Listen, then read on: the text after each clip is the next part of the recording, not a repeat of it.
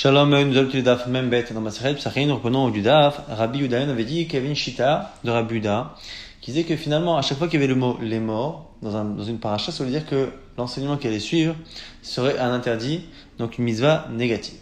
Agma rapporte la braïta dans laquelle on verra la vie de Rabbi Yuda. Détania, c'est marqué dans une braïta shor ovase sarua avec alut nedava ta'aseoto ou neder lo iratse. Au sujet d'un shor, d'un animal ou d'un mouton qui a un défaut, ça roule avec alut, à ce moment on ne pourra pas la porter en tant que neder, en tant que korban lui-même ne pourra pas monter son misbéach. Par contre, nedava taraseoto, tu pourras en faire une offrande, c'est-à-dire qu'on va offrir sa valeur au bédékabaït, c'est-à-dire qu'on va l'offrir pour que sa valeur soit utilisée pour les réparations et la construction de certaines parties du Beit Hamikdash. Donc nedava taraseoto ou neder lo iratse. Maintenant, on fait aussi une déduction opposée, c'est-à-dire que celui qui a un défaut, tu peux le donner pour ce qu'on appelle donc Bedek Habayit, les réparations du temple. Mais par contre, si l'animal lui-même n'a pas de défaut et que tu peux l'apporter en korban directement neder, eh bien tu ne pourras pas le donner au Bedek Habayit. Il ne faut pas gâcher d'une certaine manière l'animal sans défaut pour le Bedek Habayit. Mais quand le Bedek Habayit, on va assez. De là, Chachamim ont dit, tout celui qui donne pour le Bedek Habayit un animal tamim sans défaut transgresse une mitzvah positive. La mitzvah positive qui dit qu'il n'y a qu'un animal avec un défaut qu'il faut donner au Bedek Habayit. Est-ce qu'il n'y a qu'une mitzvah positive de faire ainsi et donc de ne pas faire autrement, ou est-ce qu'il y a même directement un interdit clair de donner un animal sans défaut au Bedek Habayit? Tamuloma, Vedaber Hashem au Moshe, les morts. La paracha est introduite par le fait qu'Hachem parle à Moshe, les morts. L'imed al kol paracha kula sheye belo ta'ase. Livré Rabbi Yuda nous dit, c'est là qu'on t'apprend que finalement toute la paracha est finalement une mitzvah négative. Et là-dessus, sur l'explication de comment on dit que les morts, ça connote un interdit. Alors, Rabbi Bar Kapara maï mashma, quand Rabbi a demandé à Bar Kapara, c'est quoi la mashmaout de les morts? Amalo dirtiv les morts lo ne'emar bidvarim. C'est comme si les morts c'était la contraction de l'eau. Il y a une négation ici, il y a un interdit, Ne'emar bidvarim, qui est dit dans ce qui va arriver.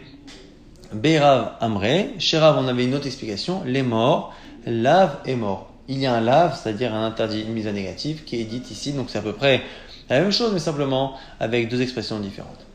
Maintenant on reprend la Mishnah qui avait parlé de Mei Tashmisho Shel Nartom, les eaux qu'utilise le boulanger pour refroidir ses mains quand il travaille la pâte, cette eau-là, elle est chametz. Taneh chada shofrim bimkom midron ve'en shofrim bimkom aishboren. Quand on jette cette eau-là, il y a une braïta qui a l'air de dire qu'il faut le jeter dans un endroit où l'eau s'écoule, un endroit qui est en pente pour que l'eau s'écoule et s'en aille, mais on ne doit pas la jeter dans un endroit où l'eau peut être stagnante. Taneh idar shofrim bimkom aishboren. Et pourtant, on a une autre braïta qui a l'air de dire que même si dans l'endroit l'eau peut un peu stagner, c'est autorisé. Lokashia, aden fiché des kavou, aden fiché des lokavou, la Gemara dit ça dépend de la quantité d'eau qu'on met. S'il y a beaucoup de quantité, c'est un problème. S'il n'y en a pas beaucoup, c'est pas très grave. Si l'endroit peut stocker un peu d'eau. Amar Rav Yuda nous dit Isha lotalouche, et là bemaim chez l'anneau. Rav Yuda a dit une femme ne peut pétrir la pâte pour la matzah de Pessah qu'avec une eau. Alors, chez l'anneau ici, c'est du verbe laloun, c'est-à-dire une eau qui a reposé. Pourquoi? Parce que parfois quand on puisait l'eau était parfois chauffée parce que le sol était chauffé par le soleil. Donc du coup, l'eau chaude a tendance à faire en sorte que la farine devienne plus rapidement chametz. Et donc du coup, lorsqu'on puisait de l'eau, il fallait laisser la nuit pour que l'eau se rafraîchisse. Donc maïm chez l'anou, c'est maïm chez l'anou qui ont reposé. Pas chez l'anou, les nôtres. Et du coup, la Gemara nous explique que quand il a fait cet enseignement, Rav Yuda n'a pas réalisé qu'il pouvait avoir un contresens. Darsha Rav Matna, le Papounia, Rav Matna a enseigné ça dans la ville de Papounia. Et quoi, les macha et tout coulé alma, chatzfayu ve tous les gabés. Le lendemain, tout le monde est venu avec ses jarres et ses cruches chez lui. Il va m'rouler, il lui dit, Anna Maya, donne-nous de l'eau. Amalé, il a dit, Anna Bemaya des vitu. Amré, mais non, moi je parlais d'eau qui ont reposer. Donc il leur a parlé cette fois en araméen, parce qu'en hébreu, effectivement, chez l'anneau en un seul mot, ça veut dire les nôtres. Donc eux ont compris qu'il fallait absolument qu'on prenne l'eau de Rav Matna. Rav Matna, il avait de l'eau, et que cette eau-là, c'était celle-ci qu'il fallait prendre. Toutes les autres eaux étaient interdites. Alors qu'en fait, en réalité, lui, il a simplement dit, comment dire en araméen, Maya devitu, c'est-à-dire une eau qui a reposé Maïm, chez qui, l'anou, qui se sont reposés, c'est-à-dire qui ont posé la nuit et qui donc se sont rafraîchis. De là, on apprend que les sages doivent faire attention quand ils parlent à être compris qu'il n'y ait pas justement de contresens. Darash, Rava fait une dracha. Isha lo talouche bachama. Une femme ne peut pas pétrer la pâte de la matzah au soleil. Velo bechame chama, ou avec de l'eau qui a chauffé au soleil. Velo bemaïma grofi minamoulia, ou de l'eau qui est sortie du four qui était en train de refroidir mais qui était quand même chaud. Velo takbiya yada minatano achitik mo, et que la pâte, et il ne faut pas qu'elle s'arrête dans le fait de travailler la pâte jusqu'à ce qu'elle termine toute la pâte. Elle ne doit pas s'interrompre.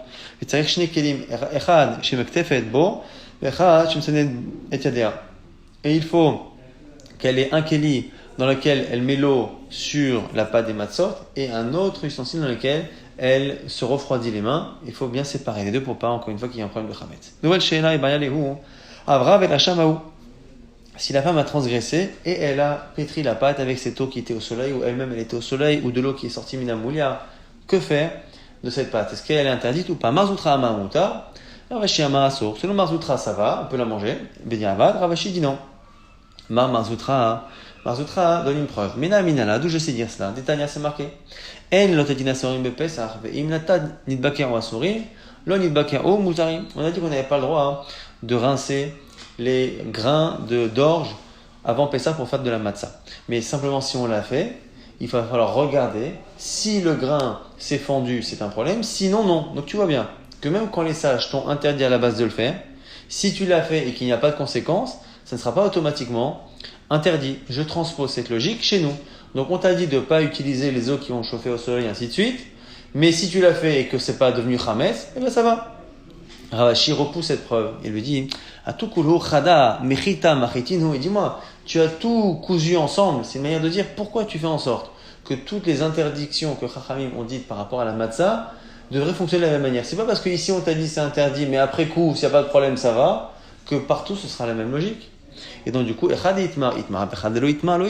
où ça a été dit effectivement que il n'y a pas de problème tant que c'est pas devenu chametz, eh bien tu l'appliques. Mais si par ailleurs on ne te l'a pas dit, tu peux très bien imaginer comme ce que je dis moi, c'est-à-dire que Bémet, c'est assour. Adran alach, perek, kol sha'a, et on attaque le perek et l'ouavrim. Velo avrim bepesach. Voici les choses qui nous font transgresser l'interdit de balireh, balimatzé, de posséder du chametz. Kutach hababli, c'est un plat dans lequel on mettait des miettes de pain.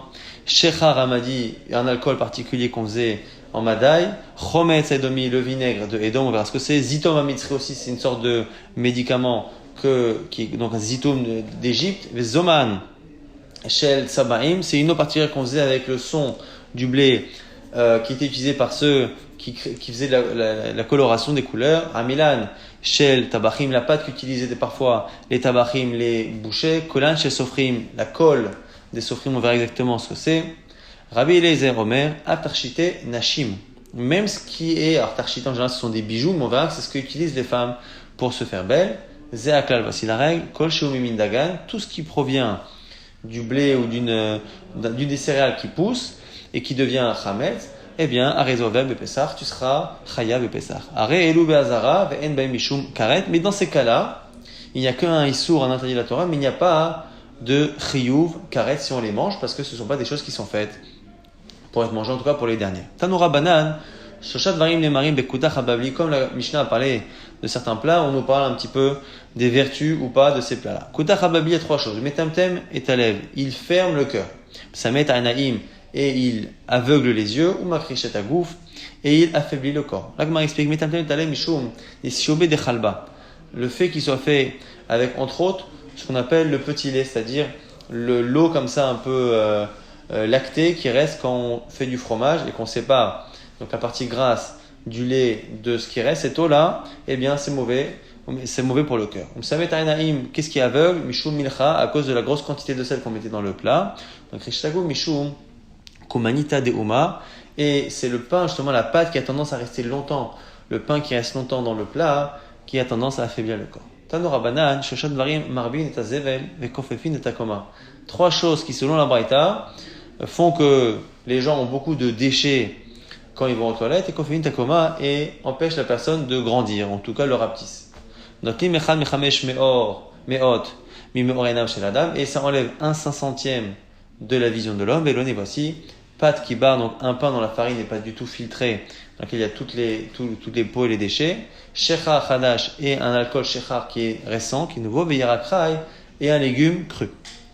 Tanora Banan, Odbraïta, Shoshat Varim et Maratim et Tazevel. À l'inverse, trois choses qui empêchent d'avoir justement beaucoup de Zevel aux toilettes. Zokvim Takoma qui font que la personne grandisse, même s'il faut comprendre ce que toutes ces braïtot veulent dire, parce que médicalement c'est difficile à prouver.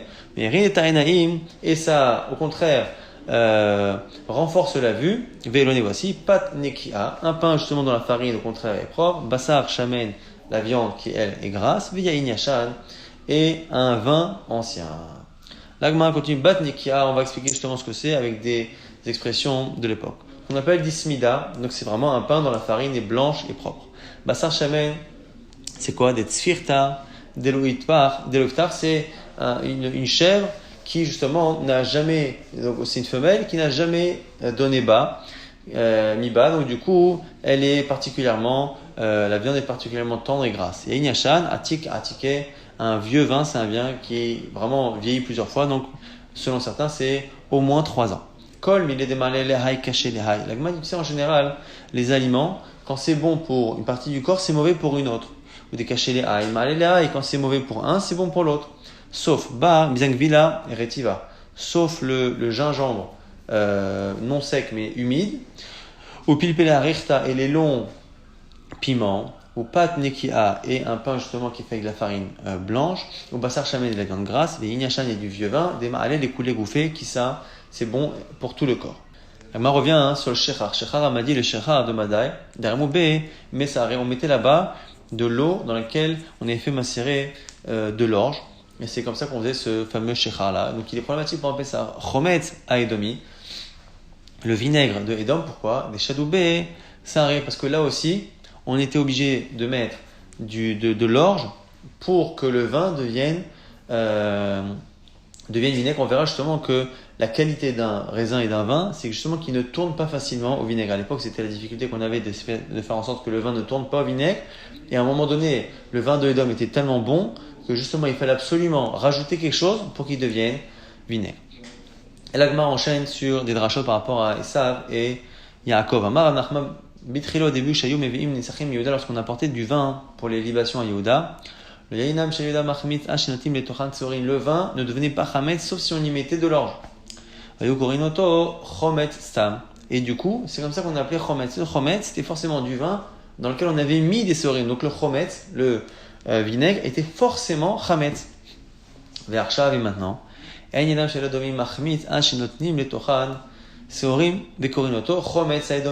maintenant, c'est ce qui se passe, non pas chez nous, mais chez Edom, que leur vin est tellement bon qu'il ne devient pas, il ne tourne pas au vinaigre sans qu'on y mette de l'orge. Et c'est pour ça que maintenant, ça s'appelle Chometz Edomi, que l'on sait du coup Chometz Edomi comme étant non pas du vin qui est lui-même devenu tout seul du Chometz, mais du vin dans lequel on a mis de l'orge et donc du coup il est Chametz. Et quand même, ce qui nous permet d'appliquer ce qui est marqué là-bas dans Yecheskel, il mala'a ahorava. Elle se remplit quand l'autre est détruite. Il mala'a zo charvazo, il mala'a zo charvazo, c'est Jérusalem et Rome, qui finalement, quand une est construite, l'autre est détruite et inversement. Alors, on peut l'apprendre dans un autre verset dans la parashat Toldot, mais acha ul'om mil'om ye'ematz. Et une nation va s'élever de l'autre, comme si chacune se nourrissait de la chute de l'autre. תניא אמר רבי יהודה, ביהודה בראשונה לוקח חומץ מהארץ, אינו צריך לעשר, מפני שחזקה אינו בא, אלא מן התמד. ועכשיו לוקח חומץ מהארץ, צריך לעשר, שחזקתו אינו בא, אלא מן היין. La Gemara nous dit qu'à l'époque en Yehuda, quand on faisait du chometz, on ne le faisait pas avec du vin directement, on le faisait avec ce qu'on appelle temed. Temed, c'est qu'on prend les pépins du raisin et à ce moment-là, on met de l'eau et le goût que ça va donner va ressembler d'une certaine manière à du vin qu'on va laisser justement tourner pour devenir du vinaigre. Donc à l'époque, quand on présumait que tous les vinaigres étaient faits de cette manière, quand nous on le prenait de quelqu'un qui était amaret, dont on ne sait pas s'il prélève, on n'est pas besoin nous de prélever derrière, parce que c'est du témed. Maintenant qu'aujourd'hui ça se fait avec du vin, si la personne qui nous le vend est amaret, on devra nous le prélever derrière. La Gemara s'étonne.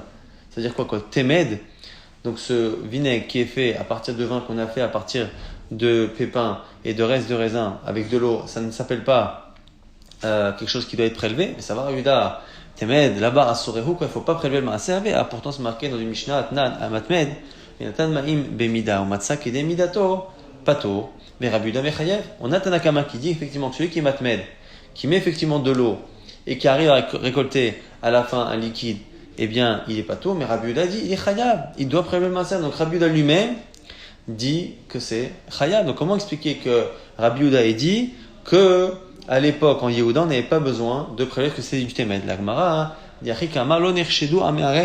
à la temed. Quand il a dit qu'à l'époque où ça se faisait avec du temed, il fallait pas prélever, c'est pas parce que le temed ne nécessite pas de prélèvement, c'est parce que quelqu'un qui a amaretz, donc qui n'est pas considéré comme étant très connaisseur et très respectueux de la halakha, quand il a affaire à du vin ou des choses qui ont de la valeur, peut-être qu'il ne veut pas prélever, mais quand ici c'est simplement du temed qui va donner du vinaigre, eh bien il n'est pas très regardant et il va effectivement prélever son maaser. Donc c'est pour ça qu'à l'époque c'était du temed, il n'est pas donc prélevé derrière, non pas parce que c'est pas quelque chose sur lequel il faut prélever, mais c'est parce qu'on n'a pas de raison de soupçonner que le amaretz n'est pas prélevé. Autre réponse possible, Baitema, Nerchedu.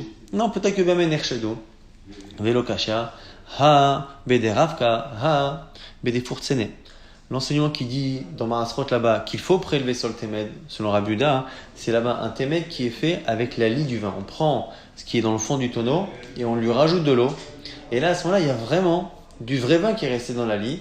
Et donc là, il faudra prélever. Mais peut-être qu'il serait d'accord que si on prend les pépins du raisin et qu'on met de l'eau dessus, là-dessus, il n'y aura pas besoin de prélever. Sur le zitom amitri, Agma dit, maï zitom amitri, c'est quoi? Tana Rav Yosef, tilta asare, tilta kurteme, tilta milcha. C'est une préparation qui est faite avec un tiers avec de la farine d'orge, un tiers avec du curcuma et un tiers avec du sel. Rafapa mapik sare, ou el chité, selon Rafapa, il fallait enlever l'orge et mettre à la place de la farine de blé. Vessi manach, et pour s'en rappeler, il disait le mot sisané pour avoir finalement une allusion aux composants qu'il y a dedans. Tarou lehu, vekalu lehu, vetahane lehu, veshatou lehu, medibra atzarta. La Gemara nous dit donc on laissait ces trois éléments-là macérer ensemble. Vekalu, on faisait griller un peu, et après on les écrasait, on mettait du liquide, veshatou lehu, medibra atzarta. Donc on le buvait après entre Pessah et Shavuot. Des kmit marfele ou des rafés mekamele, celui qui était constipé, ça le libérait. Celui qui avait au contraire plutôt tendance à avoir la diarrhée, eh bien guérissait. Les cholés ou l'isha obara sakanta, par contre c'est un danger pour une femme enceinte. La Gemara reprend maintenant Zuman shel tzabaim. Zuman qui était préparé, donc de l'eau pour les tzabaim, ceux qui faisaient la coloration des peaux. Achat targim ou maya des chivre, des tzabaim behu là-bas. Donc c'est a priori une eau dans laquelle on a mis les déchets du blé, le son du blé, et qui donnait une couleur rouge qui permettait de colorer parfois les peaux. Amilan shel tabachim, donc les pâtes qu'utilisaient les tabachim, les cuisiniers ou les tabachim, les shochatim, pâte tevoa shelo evia ashlish, c'est une pâte qui est faite avec une récolte qui n'est pas très mûre, qui n'a pas mûri plus d'un tiers, shemanicha al pigdera veishoevet et azoama, qui permettait finalement cette pâte de nettoyer les marmites et d'enlever tout le gras qu'il y avait sur les marmites. Mais kolan shel sofrim, maintenant la colle des sofrim. Achat arguma pirura de ushkafe. En Babel, on disait que c'était quoi? C'était la colle qu'utilisaient, ici les ushkafe, donc c'est les ratsanim, ceux qui faisaient des chaussures, les cordonniers, des lacets, des chaussures, ils utilisaient cette colle-là. Rav Shimi mechozna amar, zetipulin shevnot asherim, shevshasherot, oto linot anim. Lui dit que non, c'était ce que les femmes utilisaient. C'était une pâte qui était faite donc avec de la farine pour justement épiler les femmes. Et les femmes riches utilisaient cela. Et quand à la fin il en restait un peu au fond, eh bien on les donnait aux pauvres. C'est pour ça qu'on appelait ça shel sofrim. Sofrim, c'est-à-dire les enfants, les filles de gens qui enseignaient la Torah, qui souvent n'avaient pas beaucoup de moyens. Et Niveat Rabbi Chia, pourtant Rabbi Chia a dit Arba'a mine medina ou shosha mine omanu, par rapport à la Mishnah, il y a 4 choses qui sont d'une certaine manière des produits d'utilisation de tout le monde, et il y en a 3 à la fin de la Mishnah qui sont censés parler de produits professionnels. Et donc du coup la question est pourquoi du coup chez le Sofrim ici ce serait une allusion à ce que les filles utilisent, les filles pauvres utilisent à partir de ce que les femmes riches ont laissé. Viyamar tipulan shevnot asherim, mai mineumanutika, c'est pas mineumanut. Donc la mabel el amai pirura de ushkafe. On revient sur le premier chat que c'est la colle qu'utilisaient les cordonniers. Pourquoi on appelle ça chez les sofrim? Pourquoi on dit que c'est la colle des sofrim, de ceux qui enseignent? Ça devrait être la colle des ratzanim, donc des cordonniers. Amar avoshaya, alors là, un pérou des ushkafe. Non. c'est bien ce qu'utilisaient les Rasanim, simplement quoi? Parce que les Sofrim, ceux qui étudiaient, qui enseignaient, utilisaient également cette colle pour coller, pour faire du papier. À l'époque, le papyrus, on le faisait en prenant une plante qui poussait comme ça au bord des fleuves et des lacs, et on avait à la fin des filaments, et il fallait coller tout ça pour qu'à la fin ça fasse un papier. Et donc c'est cette colle-là qui était faite avec du chametz et qui est problématique. Rabbi Eliezer Omer, Av Tarshite Nashim. Non, les Tarshite Nashim qu'on a rajouté dans la Mishnah, c'est donc, a priori, Tarshite, ce sont des bijoux. Tarshite Nashim, c'est un cas d'attaque. Est-ce que tu penses vraiment qu'on parle des bijoux? Non, et là, Av Tipule Nashim. Ici, on ne parle pas de Tarshite, mais on parle finalement de Tipule Nashim, c'est-à-dire que les produits de beauté que les femmes peuvent utiliser.